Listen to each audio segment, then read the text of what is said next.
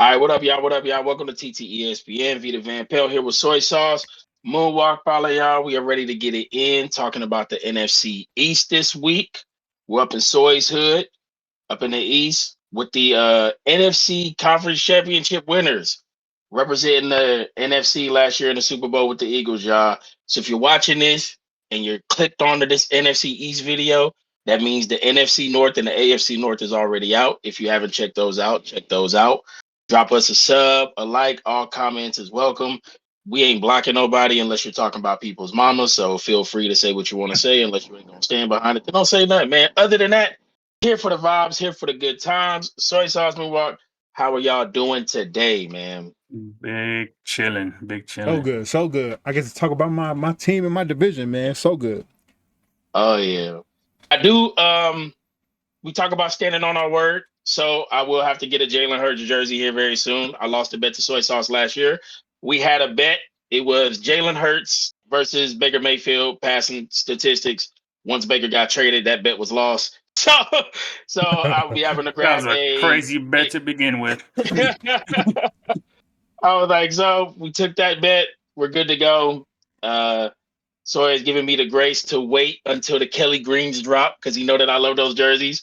So once the Kelly Green Eagle jersey drop, I will have to cop a Kelly Green Eagles Hurts jersey. I'm gonna be mad, Ooze, if when I go on that website they sell out fast. Man, I don't want to back alley get one. Like I want to actually get like a they're gonna be actual going one. quick. I don't want to have to go like get one of Chinaman or something. You know what I'm saying? Mhm. I don't want to Hey, have to do that. Like I hey, really don't. if I can say anything, y'all, if y'all don't know what loyalty is, this man just said he made a bet with Jalen Hurts and Baker Mayfield. If that ain't a loyal fan of his team, I don't know what is. Yeah. So we'll be ready to dig into that, man. We'll definitely be ready to dig into the NFC East, y'all. So again, if you haven't, check out the North. We will be going counterclockwise, so whatever clockwise. So don't come asking when your division's coming up. After we do the NFC East, next will be the AFC East to the South and the West. All right, y'all. So that's the order they will be dropping. It just helps us to not have to argue about which ones to put in order. We did it last year. That's how we're gonna roll with it, y'all. Always gonna be Northeast, Southwest. It just helps us out the best, y'all. So let's get into the NFC East. We'll be starting off with the Washington Commanders, who finished 8-9 last year, I believe. Mm-hmm. I was a little shocked when I kind of did realize their record and how Eight, they eight had and like no one. Eight and Eight, one. 8-1. 8-1, 8-1. Yeah, so I was like, they topped the Giants, right? Was it the Mm-hmm. Giants Yeah. game? Yeah. Yeah, Mhm. I feel like we look at this team almost as a cast off because a lot of the things that have happened around them Mhm. that we Yep. kind of forget. This was a team without Chase Young, and news dropping today that Chase Young is open to be traded. Like the market is like that was news that dropped today. So y'all won't see this, but the news dropped today. The date is June 6th when we're recording it. So I just seen some articles today. I know his name's been floating around, but I guess some more news dropped off that he is That's for wild. sale. That he is for sale, man. So which one of y'all want to kick us off with your thoughts about the Washington Commanders, man? Go ahead, Polly. I mean, there's not much to talk about with these guys. I mean, adding Eric, how you say his last name? The Bieniemy? enemy, Eric the Bieniemy. enemy. Bieniemy as the offensive coordinator. I don't think. I mean, it helps this team offensively, but I don't really like. Hey, wait. If you ask Chiefs fans, he was just along for the ride. That's There is tough. a portion. There is a portion of Chiefs fans that don't think he was as important to the recipe as you know what I'm saying, Like as as he Andy thinks he Reid, is. yeah. Yeah, I don't really think putting him in the offensive coordinator position. I think he's just going to take the job once Ron Rivera gets fired yeah. I remember we talked during the about that season. too. Yeah, during the season, it's basically just a safety blanket just to have.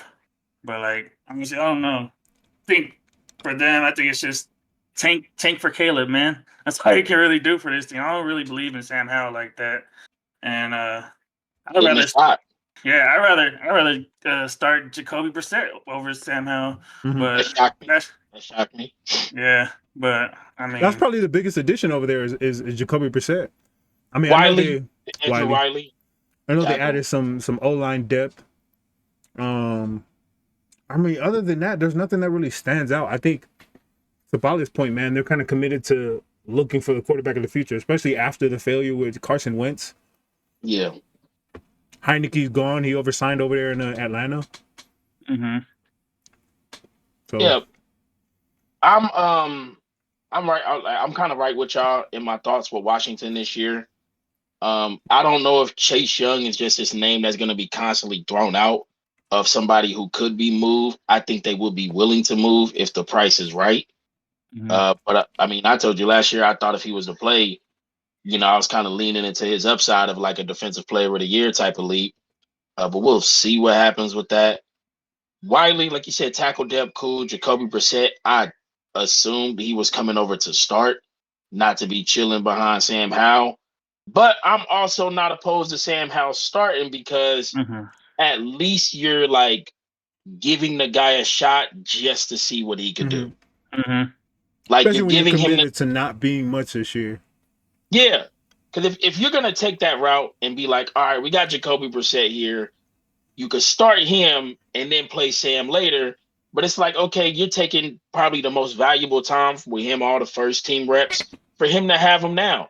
And then if he comes out in about week 6, 7, 8, and he's not doing good or he's not up to expected, depending on how you evaluate him and where you stand at, you're like, you know what? We should just go all in for the tank and take another guy. Mm-hmm. And only one person can get Caleb. Like there's people that be like, only Caleb can only go to one team. He can't go to every team. Mm-hmm. So it's like somebody is going to have to make it pretty clear early on who's in that race. And then I mean, you're going to go from Sam Howell, UNC quarterback, to what Drake May, another UNC quarterback. You know what I'm saying? I know Drake looks a little better. I think Drake is better, but I want to see. So so let me put it like this: our concerns with Washington isn't really the roster, is it? Nah. No, Nah. not So at it's all. more the coaching, the front office, and the ownership change Mhm. is Yeah. what's the concerning part. Is the structure of what this like organization is going to look like. Mm-hmm. Absolutely. Yeah, because they're a pretty balanced team all the way through, but it's just what can they do with coaching? Yeah, they're not a bad team. I don't think. Right. I think they're just one of those teams where it's like we don't know what to expect. We don't know what we're gonna get from them. So like Brian Robinson, where do we put our expectations at? dope. McLaurin, Dotson, Samuel, Logan Mm-hmm. Thomas, dope. Dope. Should have a good O line. If Chase Young stays around, even if not, the benefit of Ron Rivera is that D line's going to be somewhat up to par. Mm-hmm. You know what I'm saying? You take Emmanuel Forbes, Jamin Davis is somebody who I got my eye on, Kendall Fuller. Like I said, you got some of these players around, but I think, like you said, the ceiling with us on this team is dependent on what type of Ron we get, what type of Sam Howell and Jacoby Brissett. Well, we know what Jacoby Brissett is, what type of quarterback Sam Howell is, and like how much of an imprint Eric B is going to have. We've mentioned and we said it a couple of times. There's real potential that Ron doesn't make it through the year, and Eric being assistant head coach is just going to fill in and take the job. Mm-hmm. Yep. And I feel like that might be what it is, right? You don't bring an Eric Bieniemy. We talked about this the other day when we talked about the North. Is you don't bring an Eric Bieniemy over there on a 1-year deal without expectations of, all right, we're going through ownership change. We're going Yeah. through just an overall change. Why not go through that overhaul? Kind of give Ron his flowers, chunk up the deuces, and reset everything. Mm-hmm. I'm curious though, what y'all think the price tag is on Chase Young? 2 first. 2 first? Yeah, I would have. Yeah, Damn. healthy Chase Young was pretty nasty. I think it's 2 first because then you also have to commit the contract. They got his option. Yeah, you have to pick it You'll up. have. I think 2 first. I think 2 first is an easy sell. I think if somebody was to be like, "Yo, I got 2 first right now," they'd be like, "Oh, cool, just send them our way and you can have them." So I know this is probably easier said than done, but what's 2 teams that y'all look at like that could be a potential for Chase Young to go to? So the team that I heard most rumored that was trying to make a push for him was Seattle. Damn. Yeah, it seemed like Seattle was. Pete? It seemed like Seattle. Yeah, it seemed like Seattle was the main name I seen trying to make a push for Chase. Another team that I think could have the potential to make a push for Chase if they wanted to go that route, Arizona. Arizona. Yeah. They have the I think capital. Arizona, if they committed to Kyler, Damn, if that's they're true. committed to if they're committed to Kyler, then them first that they got is just like, hey, we're keeping Kyler. Like, you send us him. Yeah. That's if you're like if you're in that area of like, oh yeah, Kyler's gonna stay around. I would think Seattle. Seattle was the name that I heard most him attached to. Mm-hmm. I mean, I Uh, would say, if they had enough money, the Chiefs. um, You said the Chiefs? if they had enough money, but I mean, Chiefs is one team that comes to mind, and the other team is Minnesota because they added Brian Flores over there, and he'll be the difference. yeah. Um, I mean, you potentially couldn't rule out the Falcons. All the They money they seem to be got. kind of. Mm-hmm. They seem to be kind of headhunting in that area. Chicago. I feel like Chase Young is the type of player for the Ravens to go after. I think they're already too stocked up in that area to be able to invest into them. They have a lot of good young players on that defense too. So I don't. Yeah. Yeah, Man, I'm not too sure. Chase Young on the Well, yeah, market. we'll see. We'll see if this is just another rumor of like, hey, let's see what Chase Young's name just kind of dangling in there in the woods right now, man. Um, so I'll go ahead and give y'all my three key players for the Commanders this year. Uh, Scary Terry, because to be real with y'all, I think he's kind of getting lost in translation in the talks of the elite wide receivers. Mm-hmm. I know Pale was heavy on him last year. I think Scary Terry's kind of getting lost in the sauce out there. So not the fact that he's a key player, but the fact that I just want to say his name to give him his respect on what he does. Thanks. Yeah, like that's just it right there. You know, we try not to put too much pressure on the rookies, but Emmanuel Forbes Mm-hmm. getting drafted again, he's kind of like Darnell Wright to me in the fact that I think you were drafted before some people who were better than you. Mm-hmm. You know what I'm saying? So you were taken pretty high. The concern about you with size, we'll see. So that's kind of again. I mean, I really do think you like Joey Porter Jr. I think is probably going to be better than him, and a couple people that was kind of taken after. I think is going to be better than him. So it's just kind of like one of those things of like, let's hope that they made the right choice. I know Deron Payne and John Allen's going to be around for a while. Montez Sweat, like you said, Chase Young, I put a question mark on him, and then obviously, kind of like Sam Howell. I have an itch. I have an itch about Sam Howell is that I think he's a very well read quarterback. Mm-hmm. Like I think if you give him the playbook, he can do what you want him to do. But it's also kind of like do you want just that guy on the field, or do you want that guy that has a it? You know, the Like I game think if changer. yeah, yeah, like, and which is okay because I mean everybody can't have it, but like at the end of the year, like will you be like, damn, this is just white, younger, cheaper Jacoby Brissett at the end of the day. You know what I'm saying? Like Like a it's just Alex kind of Smith. just like Alex Smith. yeah, Alex Smith was a hell of a yeah, bro. Yeah. quarterback. Yeah, yeah, bro. You could complete our playbook. You keep our Mm-hmm. roster competent. Ron Rivera probably won't lose his job if you're that good. You know what I'm saying? But like, what what's the ceiling on a Sam Howell type? You know what I'm saying? Potential. So I think we'll get to the end of the year and be like, okay, no, Sam's serviceable, and you might have played yourself out of the Caleb sweepstakes. Mm-hmm. So, well, yeah, I got some key players for Washington. I'm gonna go with Logan Thomas for one. I'm gonna be real heavy on the tight ends this year. I feel like the tight ends is kind of where we're moving back to in the NFL. We're moving back to the tight ends. I think Logan Yeah, Thomas is gonna play a big role. And then I'm gonna go with the whole D line, whether it's plus Chase Young or minus Chase Young. I think the whole D line is gonna dictate what that defense does and how this team kind of runs. yeah. And then the other one, just like you, I had on mine was Terry McLaurin, Scary Terry. They have a very underrated wide receiver core.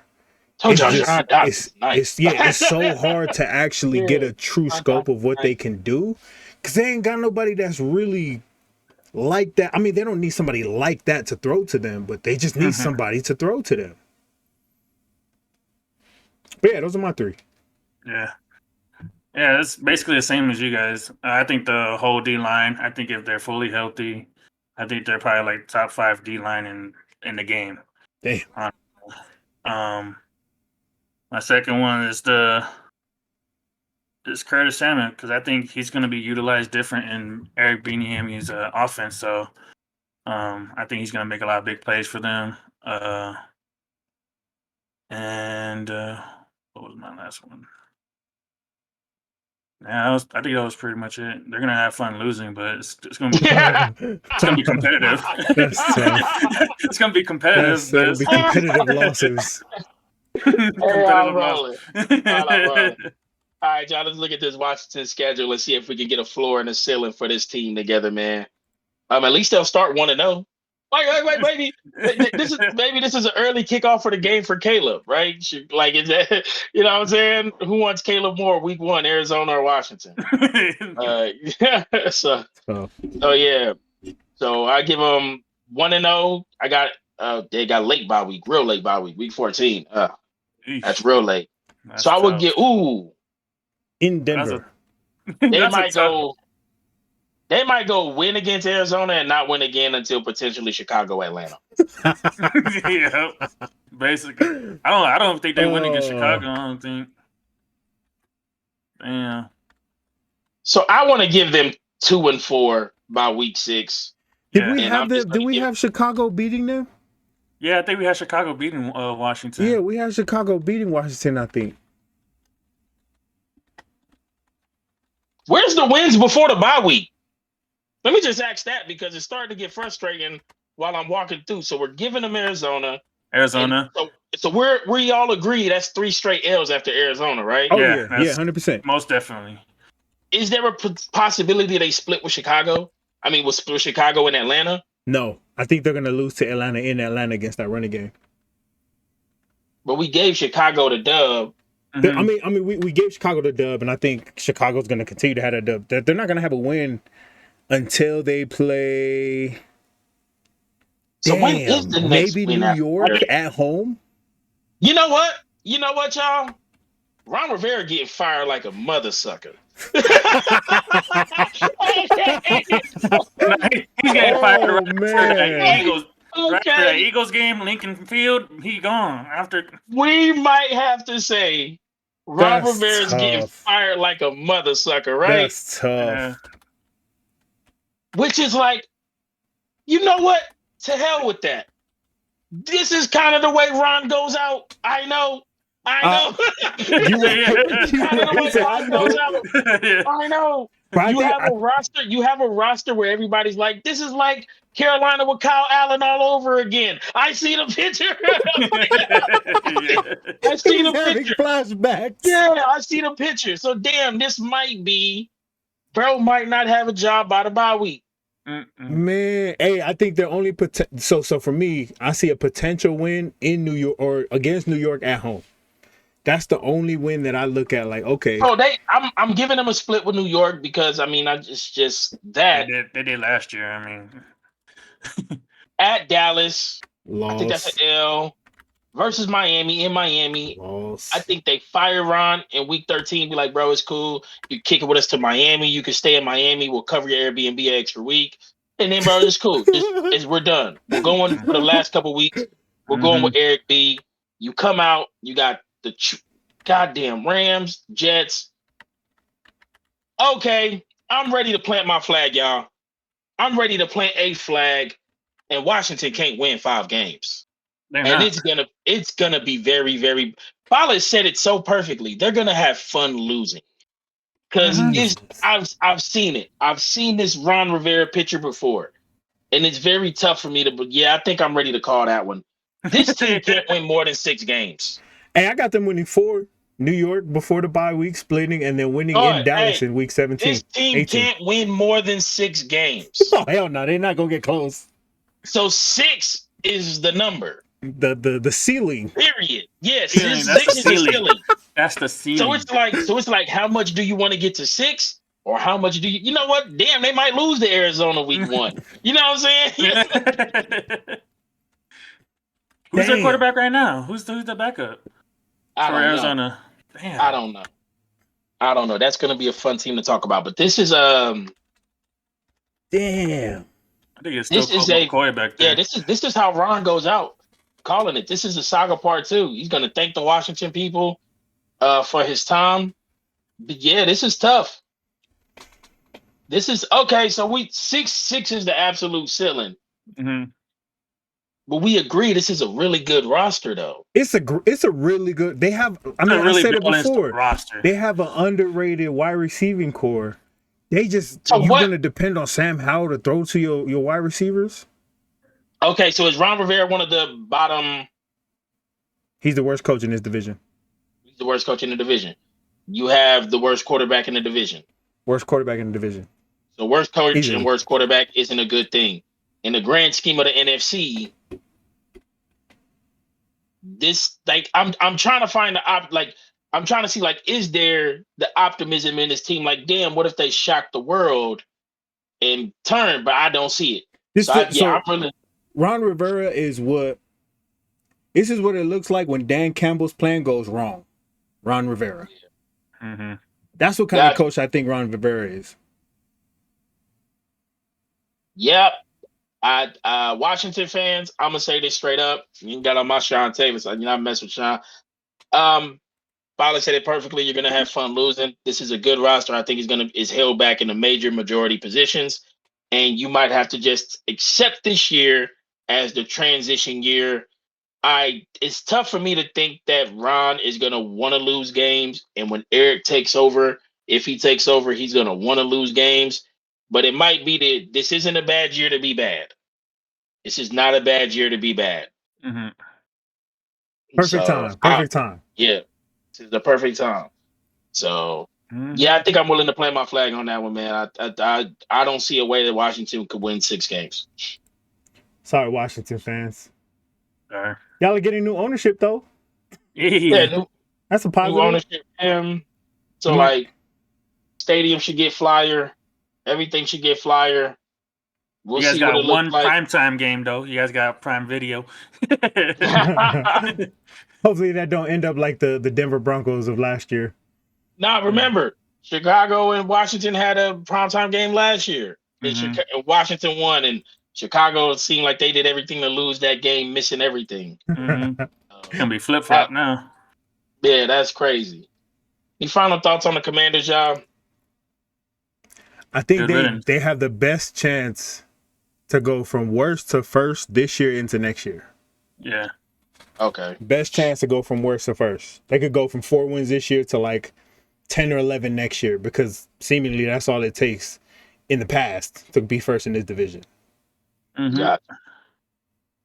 Yeah, this is ridiculous, man. I definitely didn't think this was where we were going to go with Washington in the grand scheme of things.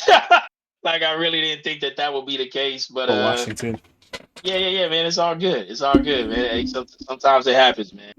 Sometimes it happens. Mm-hmm. I can see the frustration of where Ron has led you guys.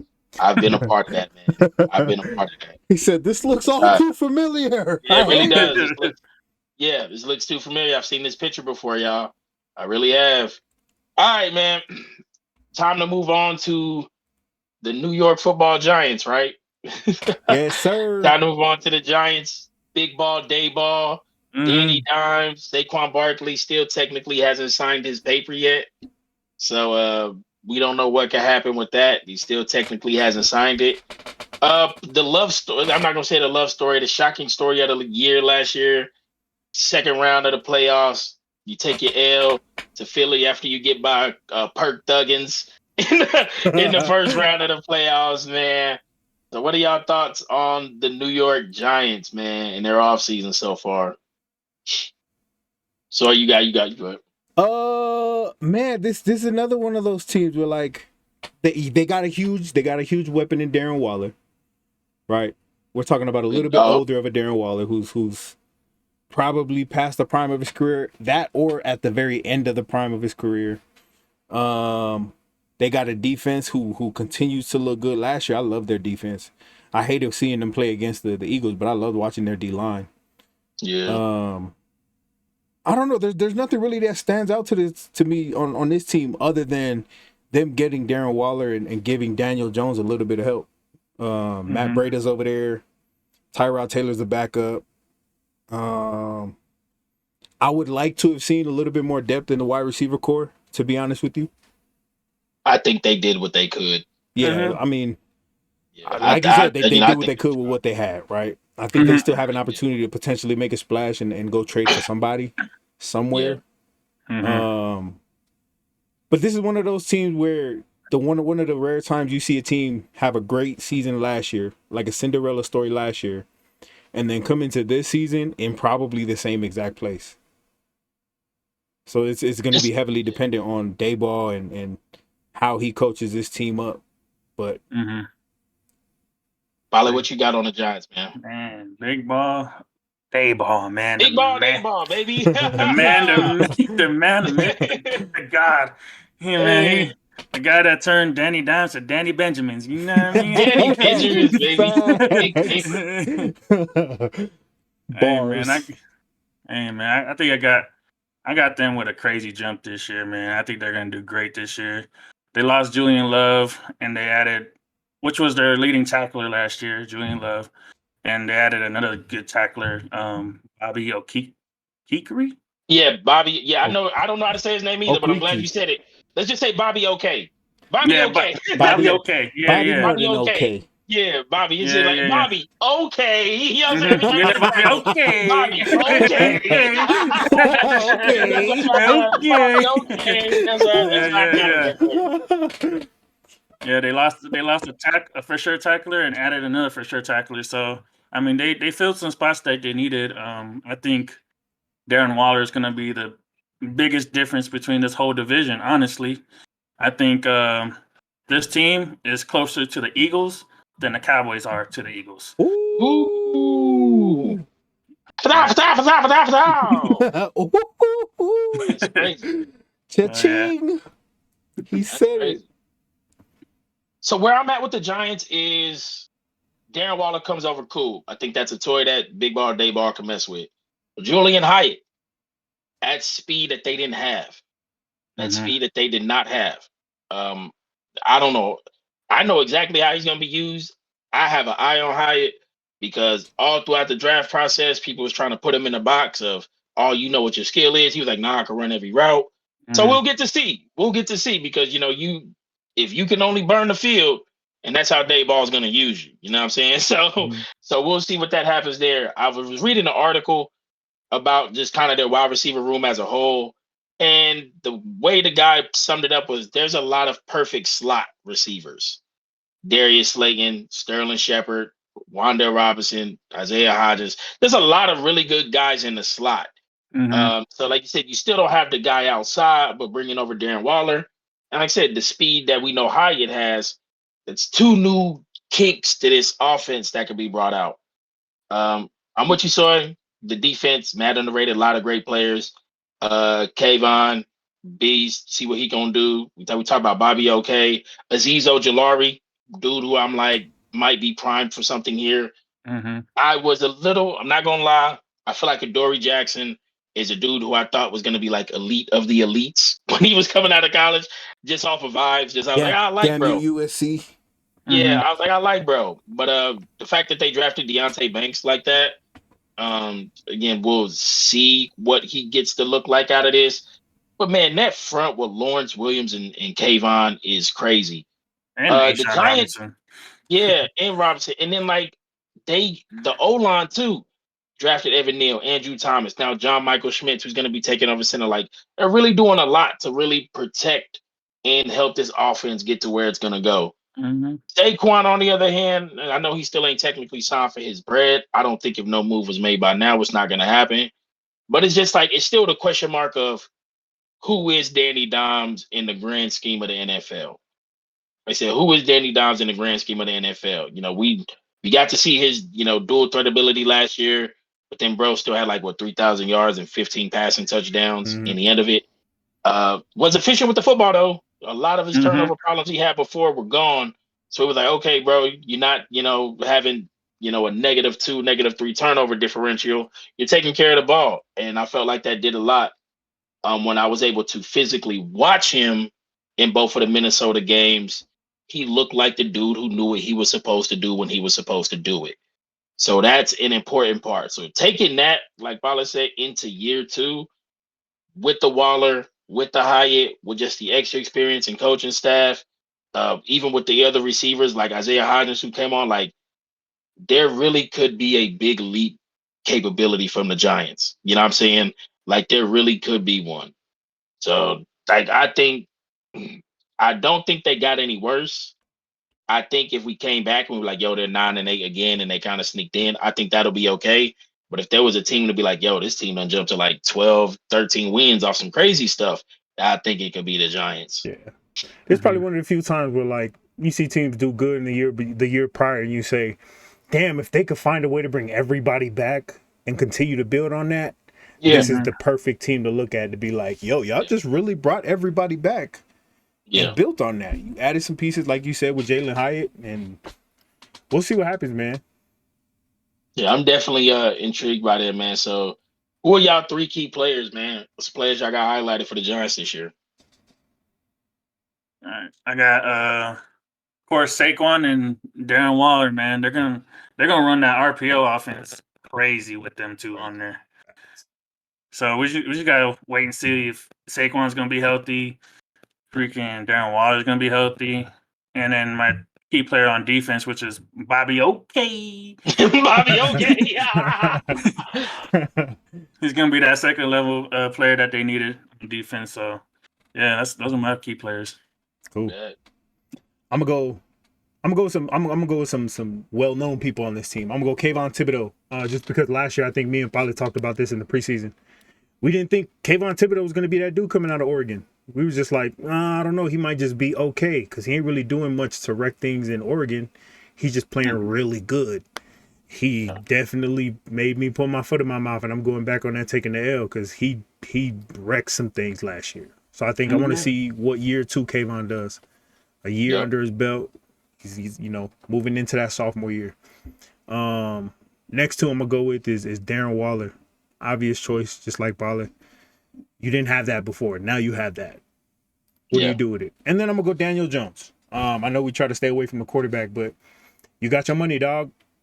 Is it because there were not really many other options, or is it because Brian Daboll believes in you? He showed y'all something, and biggest thing I think last year for Daniel Jones was they simplified the offense.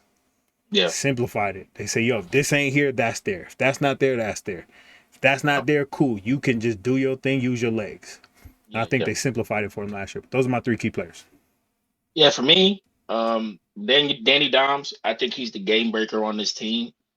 I think he's the guy who said you did what you had to do last year. I don't think nobody would like complain about you look much better as a quarterback because you took care of the ball and stuff like that. So now it's just seeing the level up, man. Hey, let's see the level up. Let's see. We're gonna continue to talk about how the NFC is wide open for some quarterbacks to take elite leaps and to separate themselves. But right now it's just a bunch of gunk of like mid-level-ish tier guys, and Daniel Jones is one of them in that mix. And it's like, bro, are you gonna stay in that mix, or are you gonna take the level up and be the reason why this team, goes to the next level? I really do think it's on him. If he plays like he did last year, I think this is just another 9-8, 500 level team. If he steps up, and at the end of the year, we're like, yo, Danny Dimes is a top 5 quarterback in the division, and yeah, this will be a deadly team. And I'm with you on the defensive end. Kayvon gets the same treatment as Aiden. Y'all came in, y'all got to show up, and y'all got to show out. So let's see how good of a edge you is. Let's see what type of pressure you could generate. And Azeez Ojulari, man, bro was cold when I used to see him, watch him around. I'm not gonna put too much on. I said, I like Bobby coming over. I think he's a stability factor, but I think Azeez Ojulari and Kayvon are the dudes who are like, hey, if this defense is gonna go to another level, it's gonna be because both of you guys started to play closer to what we believe you could be. So that's who I got. Danny Dimes, Kayvon, Azeez Ojulari. So let's get to the schedule, man. Get this floor and ceiling for the Giants. Opening up Sunday night. Dallas always gets that Sunday night game, boy. Jerry, make sure to pay for that spot versus the Dallas Cowboys. At home. That's at a home. dub. I'll take the I dub. give them a 2-0 start. They beat Dallas. They beat Arizona. How do you Yeah. get beat? I don't know, man. They losing the Frisco, man. I know bro. The last two ones we've done, Yeah, we haven't we gave ain't Frisco show no no dub. love to Frisco. So that's We 6 ain't give losses. no Nah, dub. maybe not 6. Damn. I think we gave them What is like that? 4 losses in the last 8 teams that we did. Damn. Yeah, they're 2-1. Tough game. Hey, a tough game. So right now, Seattle, At home. Monday night. I That's think a they dub. lose. I think they lose. I think that's I a give them a dub. dub. I give I them a give him a dub. dub. Oh, I am overruled. Thursday night to Monday night at home. I give them a dub. Miami, Buffalo, Back-to-back L's. Washington, dub. Dub. The Battle of New York. I'm rocking with the Giants. The Battle of New York. I'm rocking with the Giants. Hey, Yeah, the hey, Battle of man. New York. I'm rocking with the Giants. Hey, Aaron lost to them last year in London. You know they're gonna lose again. Yeah, yeah. Damn. Battle He's of New not hurt York. that I'm his rocking with quarterback's the gone. Giants. So right now they're Uh, 5. They're 5-4. I'll give them a dub against the Jets, a dub against the Raiders, L at Dallas, a Only dub on dub. Washington, and a dub on New England. Yeah. Damn. So that'll be 1, 2, 3, 4, 5, That's 8 6, wins. 8 wins at the bye week. There will 8 be and 8-4 4. at the bye.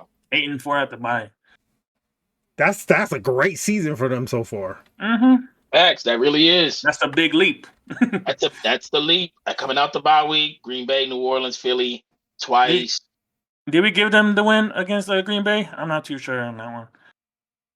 I don't know. I think. Oh, I think we said if Green Bay is where they needed to be at this point in the season, we gave it to Green Bay. Yeah. Looking at it on this end, the Giants, I always give the benefit to the team coming out the bye week and they at home. It's a Monday night game too. What y'all say? That's spicy. That's spicy. Inside. Dub or nail? I want to say L. I'm gonna say. Damn, I just forgot what we did last time. I think I'm gonna say L. I think we picked Green Bay anyways. New Orleans, Philly Uh, twice towards the end of the year, and the Rams. so I think they go 2-5 at the end. Right? Are they 10 and losing? 7. Are they losing in New Orleans? No, they're winning in New Orleans. Losing to Philly back? Are they? They're losing to Philly back to back, right? Yeah, they're losing to Philly back to back, Beating the Rams. beating the Rams. So 2-5. 2, 10 4, and 7. 6, 8. But do you think that at this point in the season, Philly will care about this last game? They're gonna have to. I think I think they're gonna have to just for the sake of home field. If they're, I don't think nobody is getting that last 2 weeks off stuff no more. I just have a feeling that that's not gonna be a thing. so 10 and 7 is gonna be the ceiling. Yeah. No. I would say 11 and 6 is a ceiling. Yeah, 11 and 6. 9 and I think 8 that's floor. doable. 11 and 6, 98 floor. They'll lose week 2 in the preseason. Mm-hmm. Yeah, I can guess. Check out who they playing week 2, y'all. Just in case y'all was curious. I can see that. Is the Giants a 10-win team? I'm gonna say yeah. Yeah, I think they are. I think they are for all the reasons that we talked about them coming from last year into this year. So yeah, I'm pretty confident. Like I like the view that we have on the Giants now. I definitely think there is big potential to be 11 and potentially 12-win team. Like I said, I don't think this team could get any worse than it was last year, and I think there really is an ability to steal some of these games that we might have gave them iffies on. So I'll ride with that. Final thoughts on the Giants, man? Not really. I think Darren Waller comes back and finds his way back into the Pro Bowl talk. Gets himself into that game. I think he plays himself back into the talks of top tight end. All right, so then just a couple of things that's kind of on my mind about the Giants. Um, Thinking about like their floor and their ceiling of where they're at and where they could be and where they will end up being. Um, what does an elite season from Daniel Jones look like?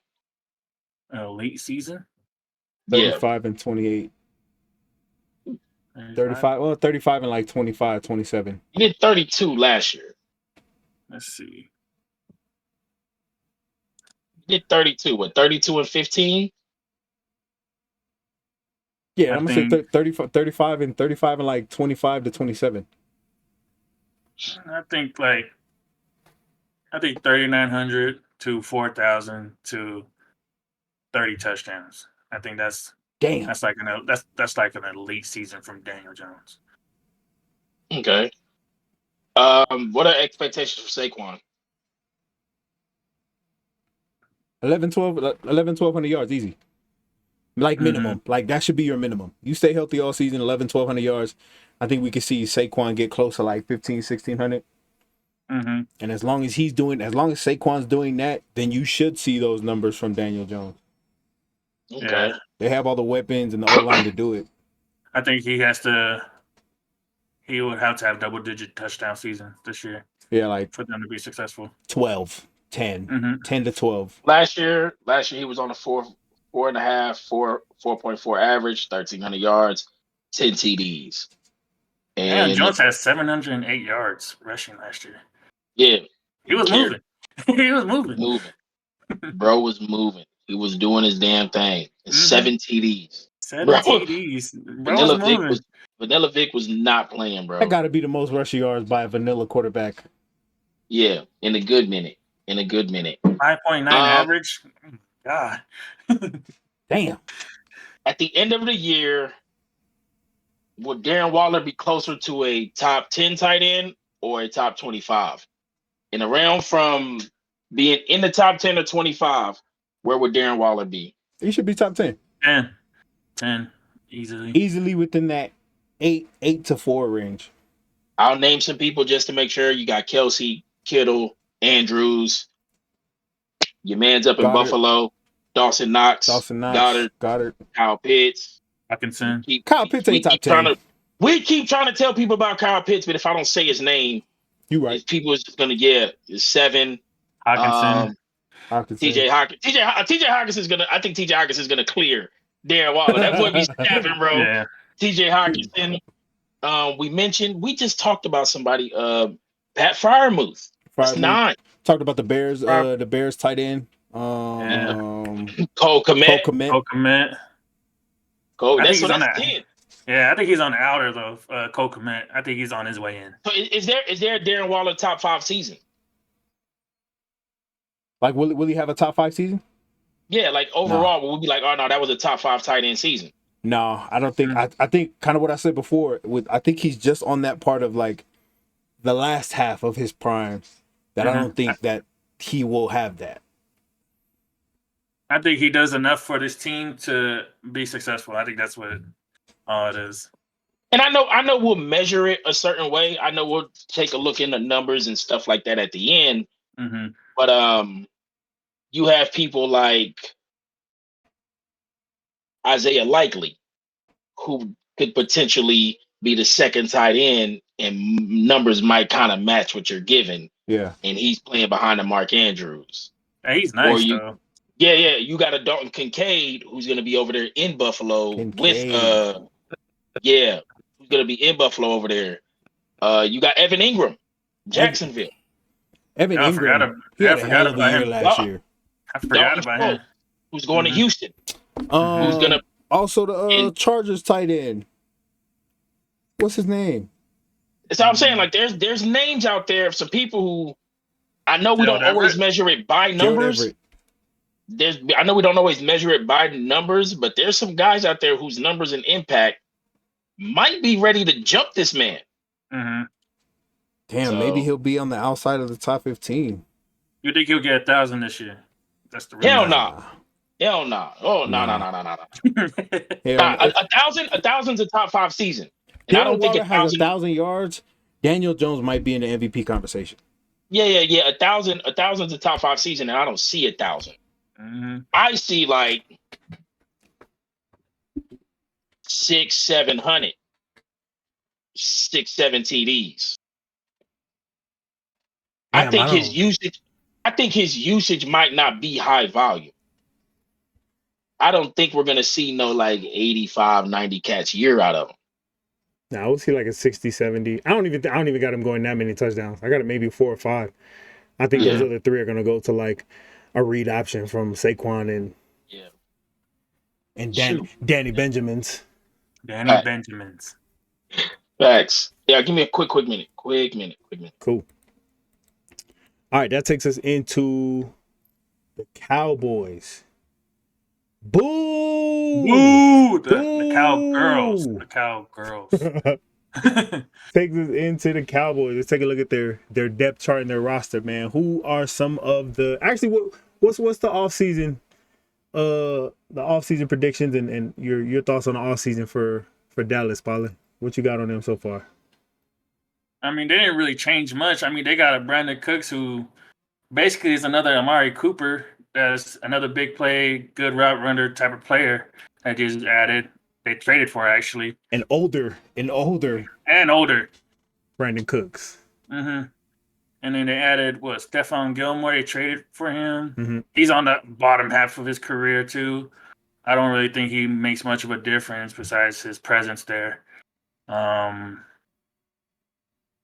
Yeah, man, I'm not too sure. I'm not really confident in Mike McCarthy because he's like a minimalist, man. He's pretty simple, predictable. I think there's really not much urgency in his coaching that really puts this team over, honestly.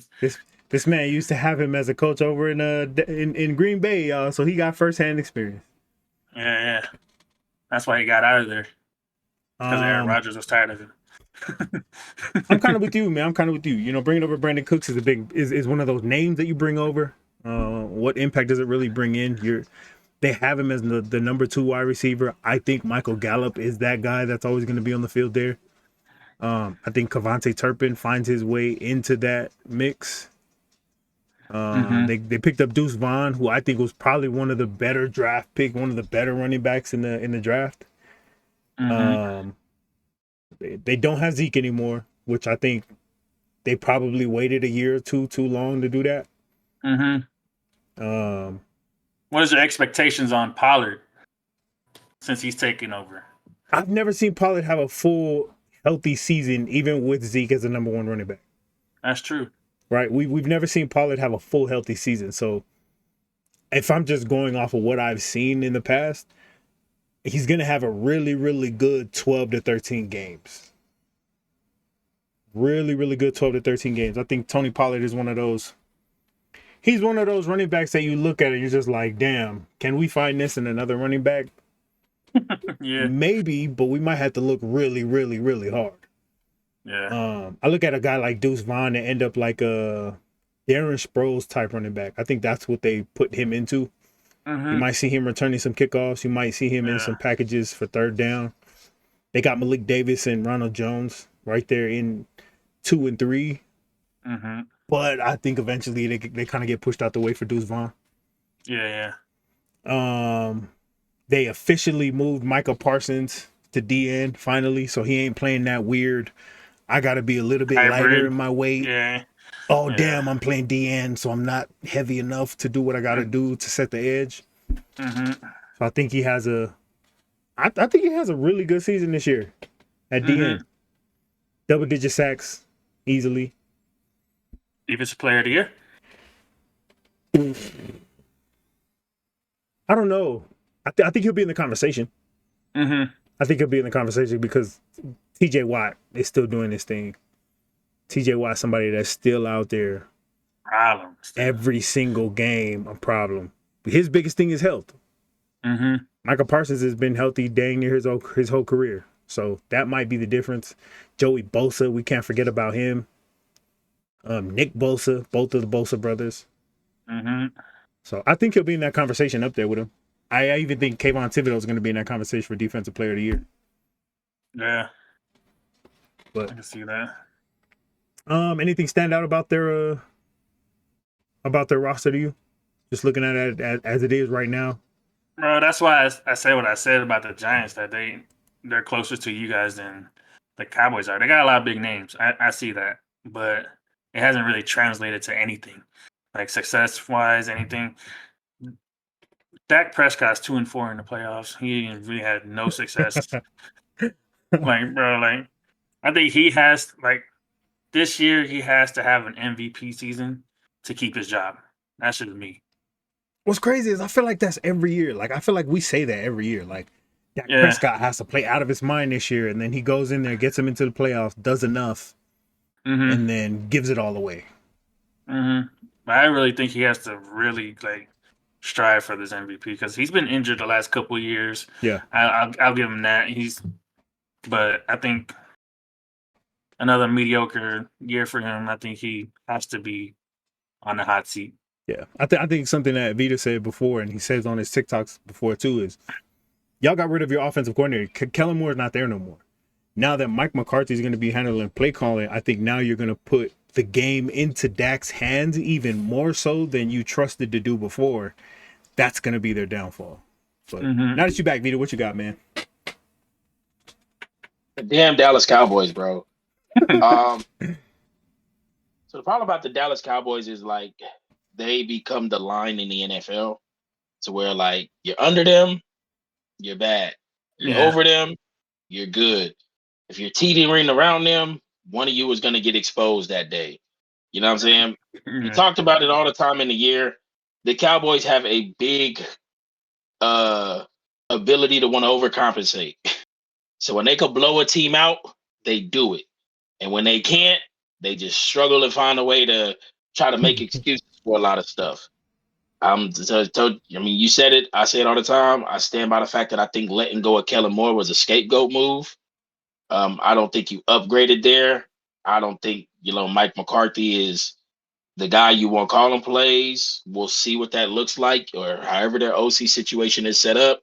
But I think everybody has this picture of Kellen Moore is so stuck on big plays and big moments, like the last play of the Frisco game or how they clock management towards.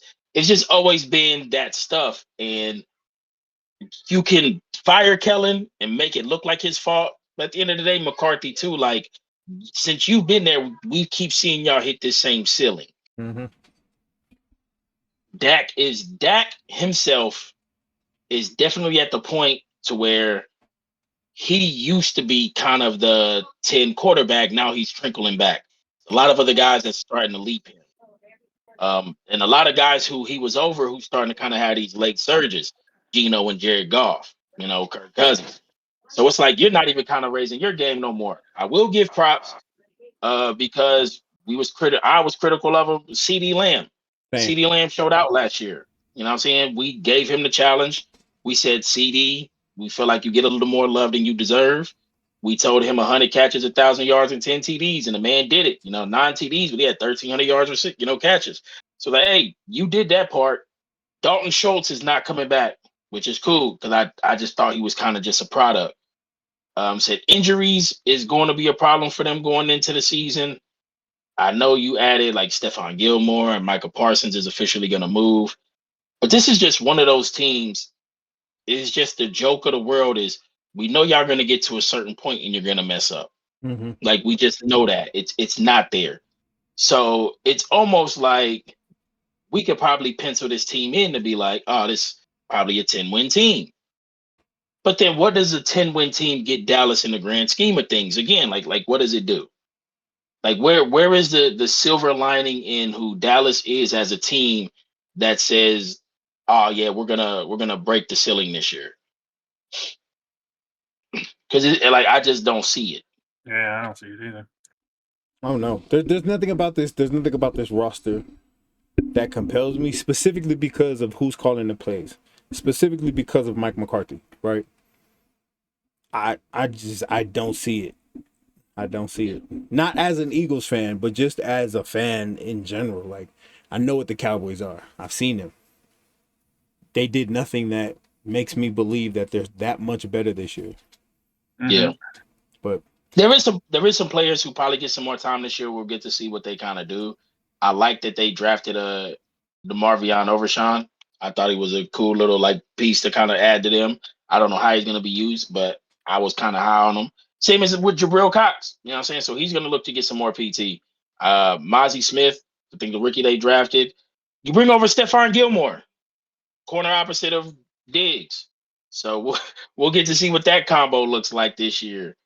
But I said like a core of Lamb, Cooks, and Gallup isn't bad as long as like they kind of stay healthy and good to go. But God, like you said, we really do try to stay away from quarterbacks on key players. But it's just like, damn, Dak, you got to do it, bro. You know what I'm saying? Like I said, goddamn, you got to do it, bro. Like that 49ers game, you threw 2 picks when y'all were in like field goal range. Like, damn, bro, you just got to do it one day. You just have to. Biggest loss was against the damn Jacksonville Jaguars when they pretty much had the game won in the third quarter. Trevor Lawrence and them came back. Dak found a way to throw an interception in overtime and pretty much just ended the game. Yeah, like it's just like, damn, bro, like you have to do it in that moment, bro, or it's just this is like you keep running your head into this wall. Like eventually you have to win it, or just everything everybody's gonna constantly say is justified on the other side of it. Yeah. So y'all got y'all 3 key players, man, for who y'all watching out. Importance for me, it's just literally it's goddamn Dak. That's it, man. Dak. It's just it, bro. Same. It's just Dak, bro. You have 2 defensive player of the years on your defense. Diggs or Micah Parsons. Both of them dudes' names can be up there, bro. You have a former defensive player of the year. He might be older, but Gilmore, still a beast, bro. Like, bro, you gotta see, like, you have the stuff, man. And it's gonna be either you and Mike McCarthy need to step the hell up and figure this out. Because obviously y'all try to get Kellen up out of there, man. So it's Dak. It's just Dak and Dak alone. Dak. All right, y'all. Let's get into this schedule and see what we got our floor ceiling for the Dallas Cowboys this year. So I gave them a week 1L in New York. I did too. Yep, all of us did. Then they're home against the Jets. Week 2. He doesn't do good against Aaron Rodgers. I think the Jets got. Cowboys have a better offense. Jets have a better defense. I don't think the Jets O-line wants Micah problems. I think I think I would give Dallas this win. I'm gonna give Dallas the dub. And they're at home. Yeah. So 2-1, they kill Arizona. They kill New England. So that's 3-1, and then they got Frisco and Chargers. They're losing to Frisco. I think they split. I don't know which one. I think they split. Honestly, I think they lose to the Chargers too. I want to say that they split because they're both away games. I think Frisco, Shanahan's going to have something for Parsons. I also think Shanahan is going to be set up by week 5. Week 5 with whatever quarterback I think it's still going to be Trey Lance. Yeah, Brock. Yeah. Because I don't know when Brock is coming back, but I think we can't doubt Shanahan in the way that he game plans. But when you're game let's say planning 3-3 by the bye week. Let's go with the floor of 3-3 by the bye week. Coming out the bye week against the Rams. That's a dub. Dub. At Philly. That's an L. At home versus New York, they get revenge. They split. They lose to Carolina. They beat Washington. Where's it going? Right through, right? Yeah. It's just a Blackstone revenge game. Right through. So we got the beating. They losing to Carolina Poly. That's on y'all. You don't know I'm digging. That's on y'all. You know what I'm saying? Y'all two got to pick Dallas. Hey man, they in Carolina. I give it to Carolina. I'm gonna give it to Carolina. I'm gonna give it to Carolina. All right. They won against Washington. Win Seattle. I think they beat Seattle. Damn. I think they get the split with Philly here, being at home. Nope. I think they split with Philly too. I'm giving the split. Middle finger to both of you. But Carolina beat Dallas. Philly didn't. Woo, number 1.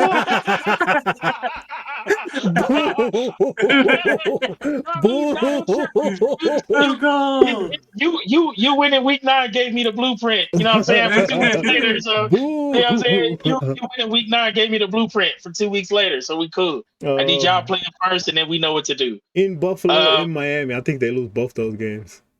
I gotta give them a split on one of those. I think they beat Buffalo and lose to Miami. That's why I'm okay with giving them a split. Like I don't think they could lose 2 in a row.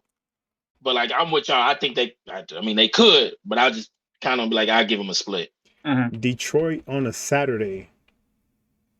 I give them a dub on Detroit. I think that's a dub.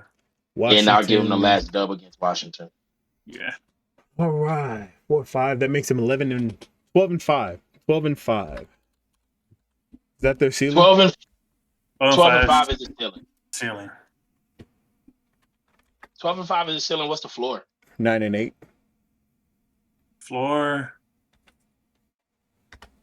This is a 10-win team. I think the floor is 10. Damn, you don't think there's 3 games that like they're on the edge where they could lose? Yeah, I do think they could lose. They Both New could Yorks. lose back to Buffalo, Miami. Yeah, they could lose back to both New Yorks, and they could lose back to Frisco and the Chargers. Mm-hmm. And they can lose to Detroit. And they really could. Yeah, depending on the floor where be Detroit 9, is. or are we set on making them a 10-win team? We could do 9. I could do. Yeah, I'll agree on that. Yeah, I'm gonna say 9 because there's a Dak McCarthy game in there somewhere. Mm-hmm. Probably in Seattle on a Thursday night. Well, probably playing. Yeah, it's a. I think it's back. I think it's gonna be back-to-back New York games. It's gonna be Dak and McCarthy. You know what happen if they start the season 0-2? What if they lose to Arizona 0-3? Like they start 0-3? Yeah, boy, that's a wrap. They're gonna be like, tank for Caleb. Caleb.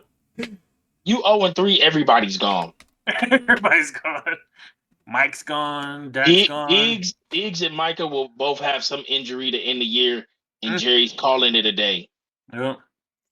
Jerry's calling it a day. Caleb will be a Cowboy if they start the season 0-3. Eagles are going to be calling. Caleb will be a Cowboy. The Cowboys will not win another game if they're 0-3, and Dak's done. You're going to see the Eagles calling like, hey, Micah, what's up, big head? Yeah, he's wearing the Philly 76ers jersey. What's happening? It's a wrap, bro. If they start 0-3, Will Greer will be the quarterback for the rest of the year. And they're head Cooper first Rush. to the game. Cooper Rush is still there, yeah. No, they're going to Will. They're securing the bag. Skipping right over Cooper. Right over Cooper. He said, we know what you can do, bro. We know you can. This team's going 0-17, and Caleb's the Cowboy, and media will get even worse. So, yeah, that's a wrap, bro. Yeah. Final thoughts on the Cowboys, man? I think they take a step back this year. And again, I need to preface this with, I'm not saying this as an Eagles fan. I'm just saying this as it's one of those moves where they signed a lot of bigger names who used to be big. Brandon Cooks, Stephon Gilmore. Like, you got 2 guys on both sides of the ball where you're expecting them to be something that they used to be. And then you're depending on Tony Pollard to be healthy for 17 games. He hasn't shown us that in the last 2-3 years. Now that's your running back 1. Yeah, I can't trust it. I think I don't want nobody ever lose their job, but I don't know how McCarthy. They still got money. Yeah, I don't know how McCarthy. I wish I could get fired and still get millions. You know what I'm saying? But I don't know how McCarthy can survive a year where they end the same way again. So Dan Quinn's waiting in the tuck, man. Dan Quinn.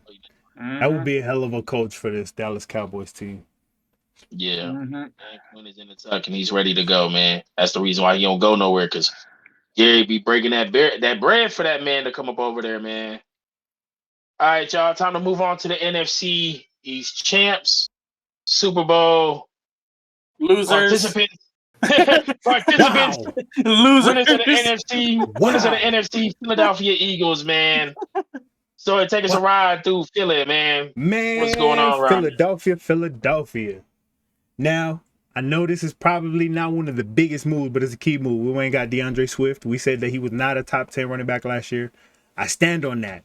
We got DeAndre Swift, Rashad Penny. We found a way to bring back Fletcher Cox and Brandon Graham. To me, that surprised the hell out of me. And then the biggest highlight for me for the offseason for the Eagles, we ended up drafting Jalen Carter and Nolan Smith in the first round. I don't know how we did that. I don't know how that happened. We traded up to 9, got Jalen Carter. We was there live in KC. It was lit.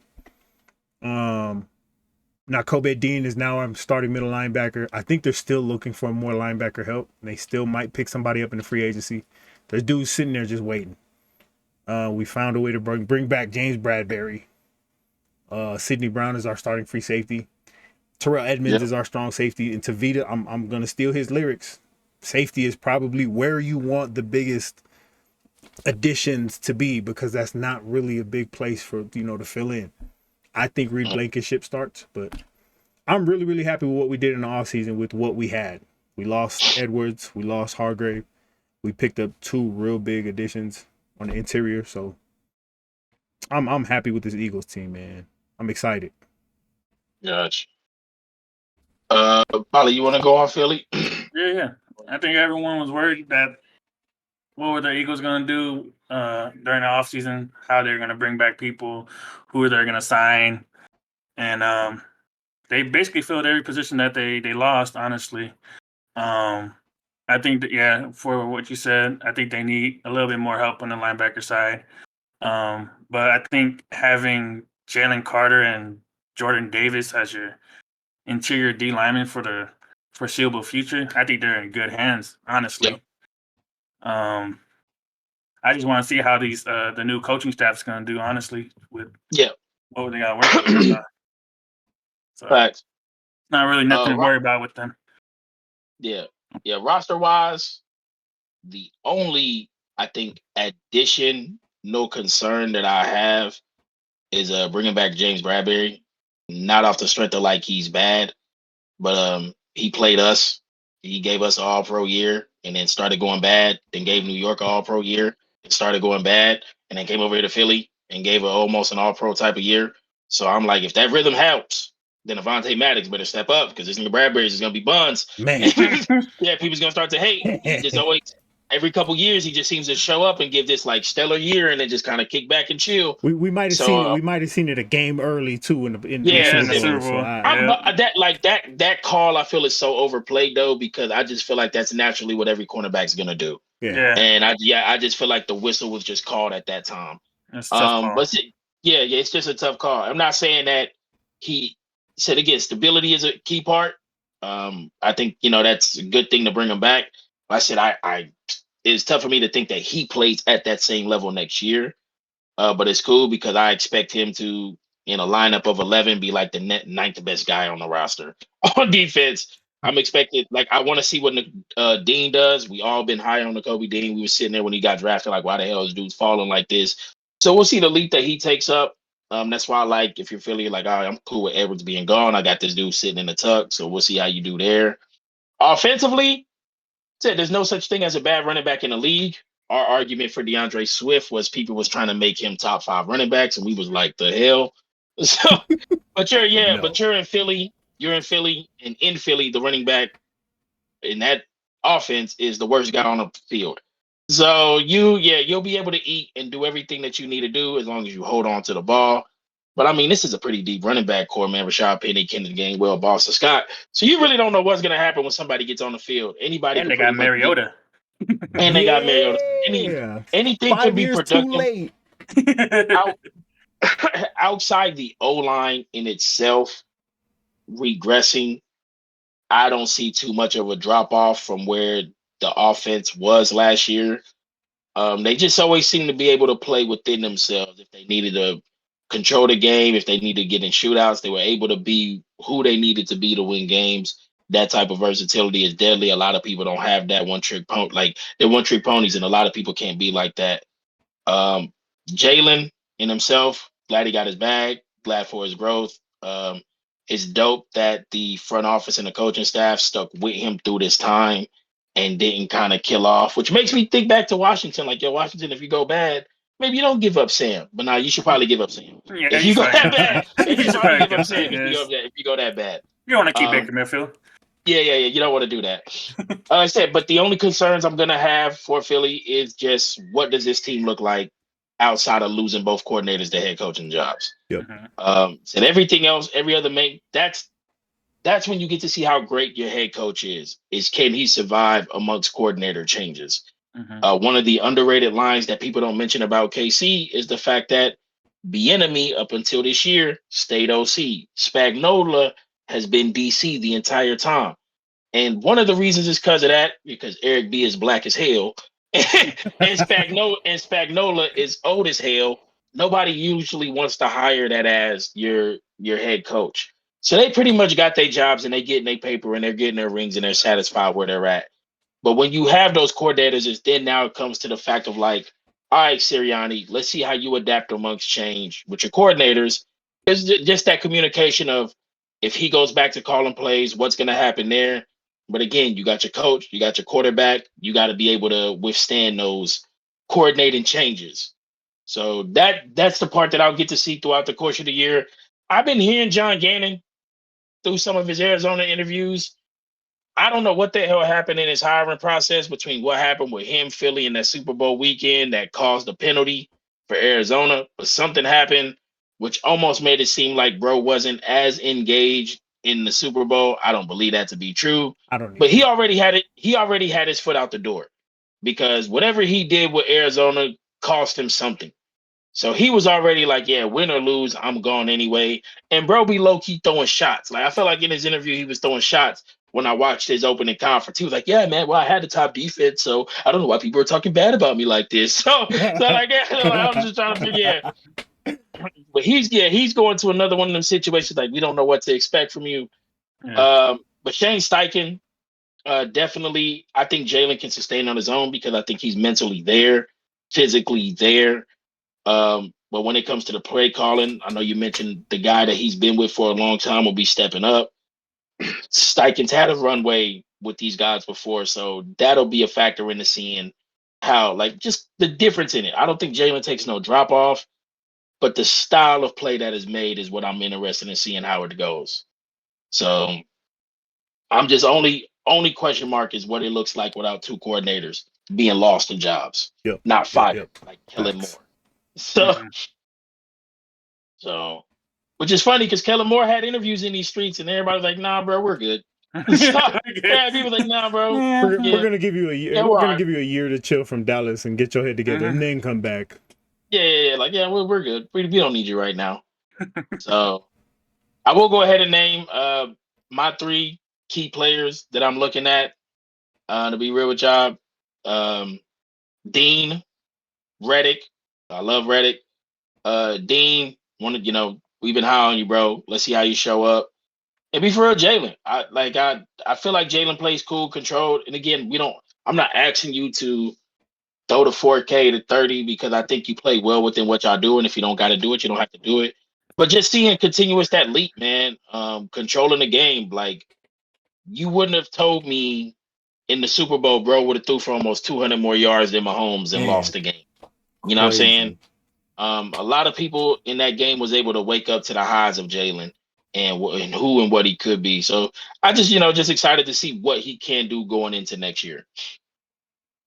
So we got key players for the Eagles. My key players are Jordan Davis. I want to see what you learned from Fletcher Cox throughout the year. And see what you can give off of with Jalen Carter. I mean, you guys had a dominant defense in Georgia. Let's see what that can translate to having chemistry in the big leagues now. I think Nakobe Dean, like you said, he has to have another big year. Well, he has to have a big year for the defense to be good. And then DeAndre Swift, man, he just need to fill in, man. Honestly, you just gotta fall in place, my guy. Everything's gonna work out for you. Just fall in. You know what I mean? So run where they tell you to run, bro. Just run where they tell you to run. That man can fall into 1,000 yards easily. Like, yeah. Cool. I'm gonna go a little different route. My first one is Cam Jurgens. We drafted him last year as a backup center to Jason Kelsey. We lost Damn, now I can't even think of his name. Isaac. Isaac Selmalo. We lost him to the Steelers. So we got Cam Jurgens sliding in at right guard. I'm looking to see what he does. I think a lot of people get so caught up in Jason Kelsey, Jordan Mailata, and Lane Johnson that you forget that Isaac Selmalo was damn near the quarterback right next to Jason Kelsey. So Cam Jurgens, I want to see, kind of what his progression is going to look like this year. The next one, Nakobe Dean, just like y'all said, you're going to quarterback the defense. Show us how you do that. Show us how you handle that. You are basically there with your defense from Georgia in the national championship game. The core players from there. I'm gonna go 3 and 4. So my third one is Jalen Hurts. I said this on TikTok and I continue to say this. He had an amazing year last year. Something in my gut still tells me that I need to see more from Jalen. I don't know why. I just need to see more. As a fan of the Eagles and as a fan of this team, coming from Mike Vick to Carson Wentz to Nick Foles, like I need to see something more. Show me something more to make me just continue to believe that. You had a hell of a game in the Super Bowl when you were supposed to. What do you do in the other games when you're not supposed to have a big game and you're just going out there having a big game? And then my last one, I'm gonna go with Greedy Williams for the exact reason that you said about James Bradbury. I think we signed him as the insurance policy, but then when we went and drafted Greedy Williams, that was one of those. All right, dog. You showed us what you could do in the national championship game. You showed us what you had the ability to do. I think he'll end up stepping in. Not Greedy Williams, sorry. Where's he at? Keely Ringo, my bad. Keely Ringo. Keely Ringo, somebody that I'm looking at to say, like, yo, show us that you have the ability to step up and be that other guy. We picked up Greedy Williams too as a backup, but I think Keely Ringo will end up as cornerback 3 in the nickel. He'll be that guy to be there. He might even step in for Bradbury. Bradbury plays like dog doodle, like you were saying, which I hope you don't, dog. But those are my players, man. It's pretty much all Georgia products and Jalen Hurts. Gotcha. All right, get to this Philly schedule, man. See if they got potential to go back to back number 1 seeds out here. Opening week against Megamind, Uncle Bill. Dub.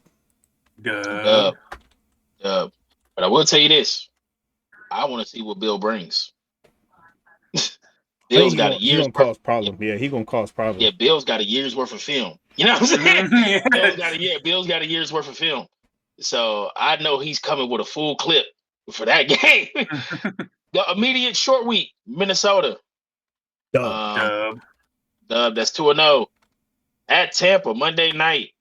Dub. Washington. Dub. Rams.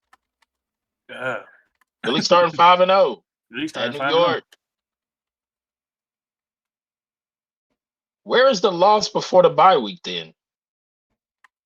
I would say I think it'll be either Miami or I think we gave Dallas the last one, right? Yeah. We gave Dallas the split. No, we gave Dallas the next one because we're at home on the first one. We gave Dallas the split. We gave them the home game. I think the loss would be Miami, if anything. Only 3 teams to me can give a fight for the L, and that's Miami, New York by a chance, and Minnesota potentially. I got us losing to New York. New York. I think Aaron's coming in saying, bro, y'all beat me hurt last year. Y'all beat me hurt last year. Yeah, I got a bunch of number 2s again. Let's just say 7-2 at the bye week. 7-2? Losses to New York and putting 1 in the air. I'm okay. I also don't want to so you wouldn't get me wrong if this is a 1-loss, no-loss team at the bye week, right? Mm-hmm. But I'm also putting 2 in the air, and here's some of my logic. We know Uncle Bill goes stupid week 1. Mm-hmm. You know what I'm saying? We know Uncle Bill goes stupid week 1. We've been heavy on the Brian Flores, the Minnesota train. That's week 2. So now you got 2 defensive minds back to back. Tampa clean, Washington clean, Rams clean.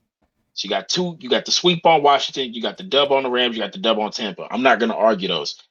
New York, I'm picking Philly. But I can see where I could be like, oh, damn, New York caused problems.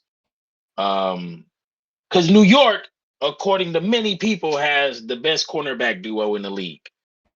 And There's a DJ bro, Reed and Sauce. Sauce and yeah, DJ. people are pushing New York has the best cornerback duo in the league, and Way I'm like, too you guys early. are That's so damn tough. horny. Yeah, you guys are so damn horny, bro. It's crazy. All right, so I could see a New York. I don't really like. I'm just saying. I think it's more of an outside chance, like 70-30. I think Miami matches up really bad for the Eagles. I think Miami matches up really bad for the Eagles. I really do. Yeah. Bradbury, God damn, I'm trying to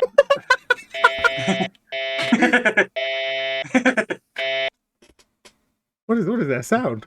I don't know. I don't know. We can't What's hear that you. We noise? can't hear you, Vita. Oh, it's. My man said Bradbury and it messed everything up. We still can't hear you. We still can't hear you. We got some technical difficulties. Your boy My said man, Bradbury. my He was man like, said Bradbury, and that mug said, "Yup, I thought he yup." was cussing. I thought he was cussing him out. He's I like, thought he was cussing them out too, bro. I was like, dang. We got built-in filters. There you go. Yeah. Nah, I said that. I just think Miami matches up bad. They're healthy. Mm-hmm. Miami matches up bad for them offensively. I think that could be hell. So like I just want to throw 2 L's in the air to kind of be safe by the bye week. But again, I That wouldn't makes sense. That makes sense. Yeah. Out the bye week at KC. Yup. It's a Monday I'm gonna night leave this at up to y'all. KC. I Out think the that's bye a dub. week. I think it's a dub. Yeah, you can go to take the dub. At home versus Buffalo, Frisco, Dallas. That is one hell of a stretch Man, coming out. that's a tough stretch off the bye week. L. Sheesh. Guys beating I think it'd KC, be Buffalo, Buffalo. San Francisco, and then losing to Dallas. So 2-2 in that stretch. Yeah, I think. No. I only got us losing to Dallas. Yeah, I think they. Oh, damn. I think you can throw Frisco in the air, but I think I can see the. Damn, I can see 2-2 though. I think Buffalo matches up more difficult for Philly than Frisco. I think so too. I'll be more inclined to believe Buffalo beats Philly than Frisco. But who's their running back? Buffalo, Jan Cook. And Philly had one of the top run defense in the league. So what? It's just gonna be easy. You're gonna be back in covers all damn game. Yeah. But I think Josh will have that effect to be like, you guys can't come head on. I think I'm not saying he won't make it difficult, but I think he'll be like, hey, we might not be able to go run straight at this dude. Yeah. I think San Francisco has more problems than Buffalo. That's just me. I can give you 3-1. Yeah, I'll give you the to Dallas. I think they're gonna be close games with Buffalo and Frisco, but I think they can go either way. Blowing out Frisco. I think we blowing out Frisco, and I mean that with all disrespect. With all disrespect. I mean that with all disrespect. We blowing out Frisco. Seattle at Seattle. Oh, we be in Seattle. I'm going to that game. At Seattle. I think we got you splitting with New York, no? Hold on, let me scroll up. New York Giants. Yeah, we swept them. Oh, okay. Seattle might be a sneaky game, low key. Mm-hmm. There's a lot of sneaky games in here, but I don't know, man. So this is a 7, 8, 9, 10, 11, 12. 11 floor, 14 ceiling. Damn. Is that what we're looking at? Damn. That's basically the record from last year, right? 14-3. I think we're third. Yeah, I think we're 14-3. Look, yeah, 14-3. We Yeah, lost it's to So a tough. Dallas, Washington, and I who think else we that's where lost I'm to? at. Is an 11 floor, 14 ceiling. Yeah, I can see that. And we have the toughest schedule based on last year's schedules. Last Yeah. year's win percentage of teams that we played. So 11 and we'll get to 6. see. 11 and 6 floor. Yeah, I'm okay with that. 11 and 6, 14 ceiling. I think that's where I'm at with the team. Mm-hmm. So final thoughts on the Eagles. Fly, Eagles, fly. Jalen Hurts, MVP season. Hassan Reddick, Defensive Player of the Year season. He's not going to be Defensive Player of the Year. He's going to be in that top 3 to 5 conversation at the end of the year. All right. We're going to start to figure out, like, maybe we should let him rush the quarterback more often. Yeah. Because he only It's rushed hard. the quarterback like 15 to 20% of the time last year. He had the same amount of sacks as DNs that were in that Yep. top conversation who did nothing but rush the quarterback. Got you.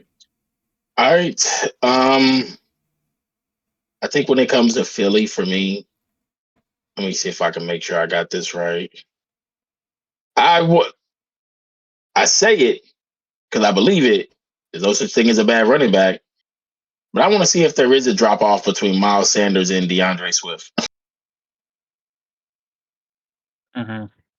That's what I want. Personally, I think Kenneth Gainwell should be the starting running back, but I agree with that. That's what I want. I want to see if there's a drop off just in production and play and how the flow of everything goes. Swift don't be available. Swift don't be available. So I'm not gonna expect bro to be 100% healthy. Even Rashad Plus, Penny. yeah, Facts. We Rashad got 2 Penny. injury prone running backs That's what I'm saying. on minimum deals, though. I think the stability of Sanders. Again, you couldn't pay him what he was probably asking for. So like, I get it. I know you had to do what you had to do.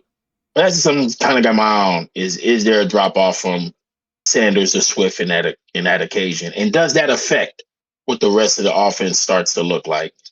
I'm like, dang, bro really almost did 5 a carry last year. That was crazy. But I still think everything's in place, man, for them to be successful. But as a running back, if you would drop off there, then yeah, bro, you start pissing some people off. Mm-hmm. Fall in line, DeAndre. Fall in Yeah, line. just go do what you're supposed to do, bro.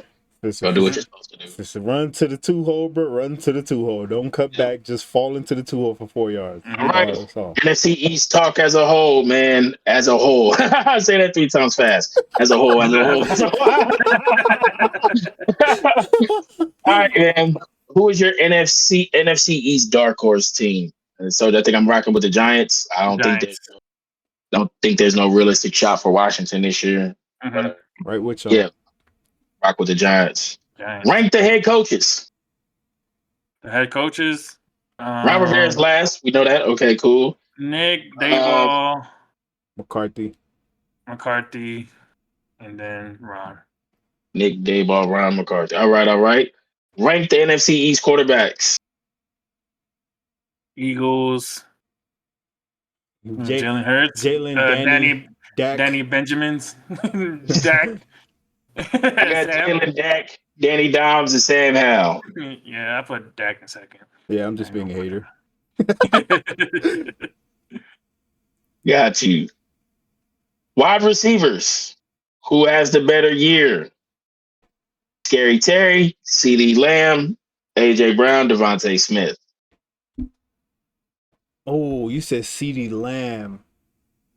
I think CeeDee does. You didn't say AJ Brown, did you? Yeah. Oh, you said all the receivers, right? All the receivers? Yeah, all the receivers. Oh, AJ. I think it's Devontae's year. Devontae Smith. I think he's going to do most of the workload this year.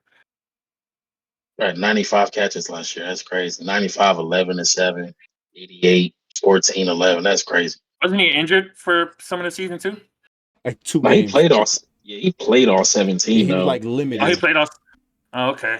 There was some Yeah. games he got knocked. He almost knocked himself out against the Washington game. Yeah. First time we played him, but by Mhm. then he already had like 100 yards. Got you. Jalen Hurts, 3,700 passing yards. Over or under this year. Over. 22 TDs passing. Over or under. Over. 6, and this was missing 2 games. This was Jalen missing 2 games, right? 6 INTs. Over or under. Over. I hate I said that, but over. Playing some tough defenses this year. I think it stays the same. I don't think it's over or under. I think it's like the same. Got you. Dakota Rain Prescott. Played 12 games. Missed that time. Cooper Rush came in. Almost stole his job. 2,800 yards. Cooper Rush threw 4,000. So let's give Dak 3,600. 3,600 over or under. 36. I'm gonna go under. I'm gonna say over. I'm gonna say over just because he's always been that over guy. 28 touchdowns. Over or under. Under by like 2. Yeah, I'll go with under with that. Under. 15 INTs. Over or under. I'm gonna give him about there. I'm gonna give him under. 15 Right. INTs in 12 games? Yeah. Nah, he's over, bro. He's over. I remember following you for 2 games, bro. Bro was soiling out here, bro. 15 INTs in 12 games? Nah, bro, that's over. Nah, I'm gonna give him under. I'm gonna give him under. I'm gonna give him under for that one. Danny Dimes.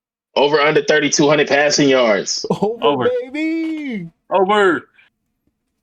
Danny Dimes over under 20 passing touchdowns. Ooh. Over. I'm gonna say over by like 1, maybe 20. 2. Can Danny Dimes keep single digit INTs? No. All the old ways come back out. All the old ways come right back out. Hey, that is funny. That is funny. Expectations for Sam Howell. What do y'all got, man? Three games and he's out. You know what? Let's do that. Over under 5 games. Under 5 games. Under 5 games. Jacoby goes 7. through the rest of the year, and yeah, they try to make it. Over under 3 quarterbacks start for Washington this year. Over. Actually, nah. Under. I'm gonna be right at 3. Last year, Taylor Heineke, Carson Wentz, and Sam Howell all had to play the game. Over under 3 quarterbacks. I say under. Damn. I'm gonna just go right with 3. It's gonna stay the same. They're gonna have 3 quarterbacks because they're gonna have to find a way to lose. Jacoby gonna win some games, and they're gonna be like, "Let's see what he got. Let's just get up out the way, Jacoby. We don't need you to be playing like this." Mm-hmm. Running back to lead the NFC East in yards. Tony Pollard, Saquon Barkley, DeAndre Swift in the game, Brian Robinson. If Saquon don't do it, then I don't know. What's his problem? I'm gonna go. I'm gonna say Kenneth Gainwell's gonna lead the NFC East. Saquon ain't been healthy the whole season. Tony Pollard ain't been healthy. Neither DeAndre Swift. Brian Robinson got shot last year. I'm gonna go with Kenneth Gainwell, bro. That's how he's not rushing. Bro had 797 in 12 games, man. Bro, that's crazy. Yes, I kind of want to lean Robinson. I think Robinson's going to get a lot of opportunity. I think he's going to get a lot. I don't think they're going to let it fly. I don't think they're going to run the ball anytime soon. They got a good receiving core. They got a good receiving core. Why run the ball? God, bro. God, that is crazy, man. That is crazy. All right, y'all. Give me a hot take. Well, I don't want to say a hot take for Washington because we all kind of said we don't think Ron Rivera is making it through the year. Mm-hmm. We all said that we think the Giants are. Paula said it. I agree. The Giants are closer to the Eagles than the Cowboys are. This division is weird. Philly's still up there where they should be. Washington kind of separated themselves to not be as close as they should be. And the Giants are up. Can Philly make it back to the conference championship game? Yeah, with the level of competition now in the NFC, yes. I think that's pretty easy. A pretty easy yes. Because I think they said it's been, I don't know how long since there's been back-to-back division winners in the NFC East. So from our prediction, they will be the first in like a good minute. That's one back-to-back. Mhm. Something weird always happens. So, hot take. Yep. I'm a full set in this one. Scary Terry's not a Commander after this year. Ooh. Ooh. I like that. Damn, where is he? I don't know. Nope, can't be there. You think it's Can't gonna be be? there. You think it's gonna be the type of trade that the Carolina Panthers made with the Bears? No, because Scary Terry is more. He's way better. Way better. Paula's been on the way better DJ. Like Paula's been sitting on that since we started talking. So way better. I don't know who or what in this place could take him.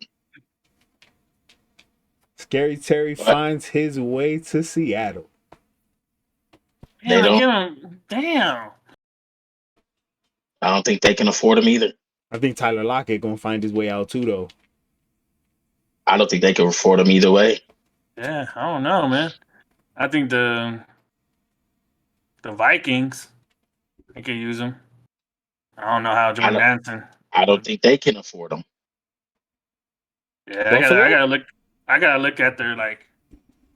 If you want to talk about strictly money and where I think he could go, that's going to give him the money that he probably wants. You're gonna say Houston? And the money, he goes to Houston.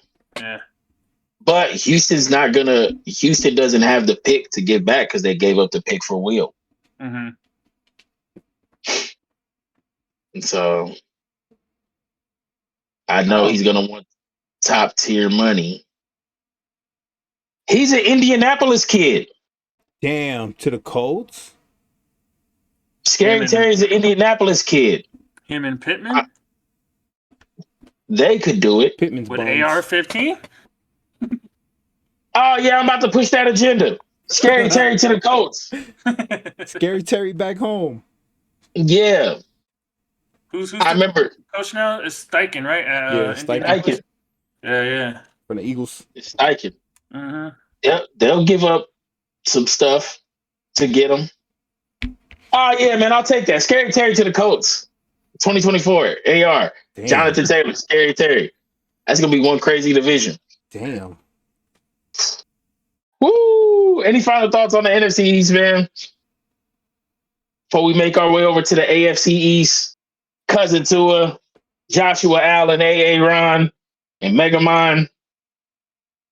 He didn't even say Mac Jones. He skipped over Mac and said Megamind. It's always Megamind. It's always Megamind. Oh. It's always Megamind. It's never going to be nobody else but Megamind. If you're not Brady, if you're not Brady, then you don't get named. It's always just Megamind.